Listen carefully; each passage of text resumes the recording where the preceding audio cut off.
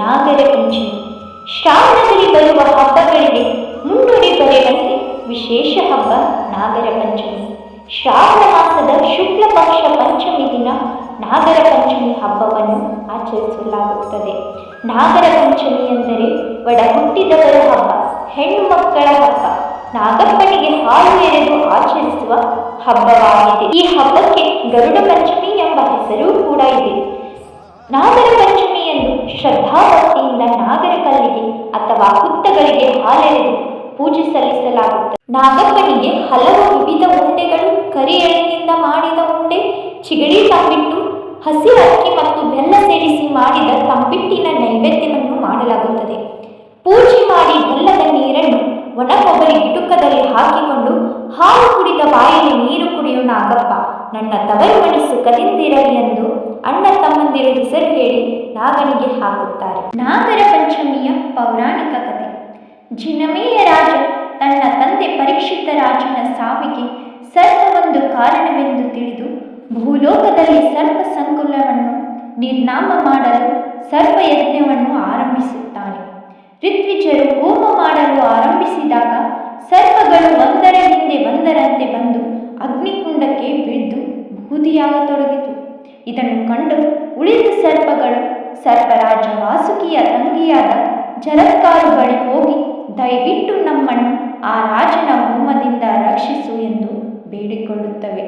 ಸರ್ಪಗಳ ಮನವಿಗೆ ಜರತ್ಕಾರು ಒಪ್ಪಿ ತನ್ನ ಮಗನಾದ ಆಸ್ತಿಕನಿಗೆ ಯಜ್ಞವನ್ನು ನಿಲ್ಲಿಸಿ ಬರುವಂತೆ ಸೂಚನೆ ನೀಡುತ್ತಾಳೆ.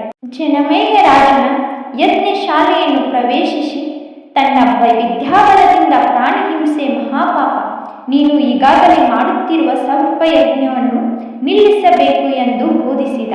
ಜನಮೇಜಯನು ಆಸ್ತಿಕನ ಮಾತಿಗೆ ಬೆಲೆ ಕೊಟ್ಟು ಸರ್ಪಯಜ್ಞವನ್ನು ನಿಲ್ಲಿಸಿದ ಎಂದು ಹೇಳಲಾಗುತ್ತದೆ. ಈ ದಿನ ಕೂಡ ಪಂಚಮಿಯ ದಿನವೇ ಆಗಿರುವುದು ವಿಶೇಷವಾಗಿದೆ. ಹೀಗೆ ನಾಗರ ಪಂಚಮಿ ಒಂದು ಕಾಲ, ಒಂದು ಜನಾಂಗ, ಒಂದು ಪ್ರದೇಶಕ್ಕಷ್ಟೇ ಸೀಮಿತವಾಗದೆ ಎಲ್ಲ ಕಾಲದ ಪ್ರದೇಶಗಳನ್ನು ಮೀರಿ ಭಾವೈಕ್ಯತೆ, ಬಾಂಧವ್ಯ ಬೆಸೆಯುವ ಹಬ್ಬವಾಗಿದೆ.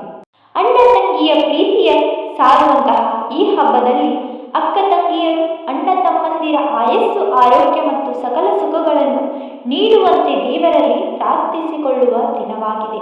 ಹುತ್ತಕ್ಕೆ ಹಾಲು ಎರೆದು ಹುತ್ತದ ಮಣ್ಣನ್ನು ಹೊಕ್ಕುಳಕ್ಕೆ ಅಥವಾ ಬೆನ್ನಿಗೆ ಹಚ್ಚಿ ಒಳ್ಳೆಯದಾಗಲಿ ಎಂದು ಹಾರೈಸುತ್ತಾರೆ. ನಾಗದೇವತೆಗಳಿಗೆ ಅನುಗ್ರಹ ಮತ್ತು ನಿಗ್ರಹ ಮಾಡುವಂತಹ ಸಾಮರ್ಥ್ಯ ಇರುವುದರಿಂದ ಸರ್ಪ ಪೂಜೆಗೆ ವಿಶೇಷವಾದ ಮಾನ್ಯತೆ ನೀಡಲಾಗಿದೆ. ಇನ್ನು ಉತ್ತರ ಕರ್ನಾಟಕದಲ್ಲಿ ಈ ಹಬ್ಬವನ್ನು ಮತ್ತಷ್ಟು ವಿಶಿಷ್ಟವಾಗಿ ಆಚರಿಸಲಾಗುತ್ತದೆ. ಈ ಹಬ್ಬದಲ್ಲಿ ಮನೆಗಳಲ್ಲಿ ಮತ್ತು ಊರಿನಲ್ಲಿ ಜೋಕಾಲಿ ಕಟ್ಟಿ ಹಾಡುವಂಥ ವಿಶಿಷ್ಟ ಪದ್ಧತಿಯೂ ಇದೆ. ಹಿರಿಯರು ಕಿರಿಯರು ಭೇದವಿಲ್ಲದೆ ಜೋಕಾಲಿ ಆಡುತ್ತಾರೆ. ನಾಗರ ಪಂಚಮಿ ಹಬ್ಬ ಉತ್ತರ ಕರ್ನಾಟಕದ ಭಾಗದಲ್ಲಿ ಜೋಕಾಲಿ ಹಬ್ಬವೆಂದೇ ಪ್ರಸಿದ್ಧಿ ಪಡೆದಿದೆ. ನಾಗಪೂಜೆ ಮಾಡಿ ಸುಬ್ರಹ್ಮಣ್ಯನನ್ನು ಆರಾಧನೆ ಮಾಡಿದರೆ ನಮ್ಮ ಇಡೀ ಕುಟುಂಬವನ್ನು ನಾಗಪ್ಪ ಕಾಯುತ್ತಾನೆ ಎಂಬ ನಂಬಿಕೆಯೂ ಇದೆ. ಪಂಚಮಿಯ ಹಿಂದೆ ಆರೋಗ್ಯದ ಲಾಭವೂ ಇದೆ.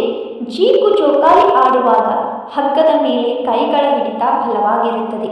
ಜೀಕು ಆಡುವಾಗ ಏಳುವುದು, ಕೂರುವುದು, ಎದ್ದು ನಿಂತು ಮಾಡಬೇಕಾಗುತ್ತದೆ. ಈ ಕ್ರಿಯೆಯಿಂದ ಅಂಗೈ ಮತ್ತು ಬೆರಳಿಗೆ ಶಕ್ತಿ ಹೆಚ್ಚುತ್ತದೆ. ಈ ಹಬ್ಬಕ್ಕಾಗಿ ಮನೆಯಲ್ಲಿ ಮಾಡುವ ಎಳ್ಳುಂಡೆ, ಶೇಂಗಾ ಉಂಡೆ, ಕಡಲೆ ಉಂಡೆ, ಅರಿಶಿನ ಎಲೆ ಮೇಲೆ ಮಾಡುವ ಪಾತ್ರೋಲಿ ಸೇರಿದಂತೆ ಹಲವಾರು ತಿನಿಸುಗಳನ್ನು ಮಾಡುವ ಸಂಪ್ರದಾಯವೂ ಇದೆ. ಈ ಸಮಯದಲ್ಲಿ ಇಂತಹ ತಿನಿಸುಗಳನ್ನು ತಿನ್ನುವುದರಿಂದ ದೇಹಕ್ಕೆ ಅಗತ್ಯವಾದ ಪೋಷಕಾಂಶಗಳು ದೊರೆಯುತ್ತವೆ. ಹೀಗೆ ನಾಗರ ಪಂಚಮಿಯ ಆಚರಣೆಯು ಹಿಂದೆ ಆರೋಗ್ಯದ ಲಾಭಗಳೂ ಇವೆ. ಅರಿತು ಆಚರಿಸಿದರೆ ಹಬ್ಬ ಮತ್ತಷ್ಟು ಉತ್ಸಾಹವಾಗುತ್ತದೆ.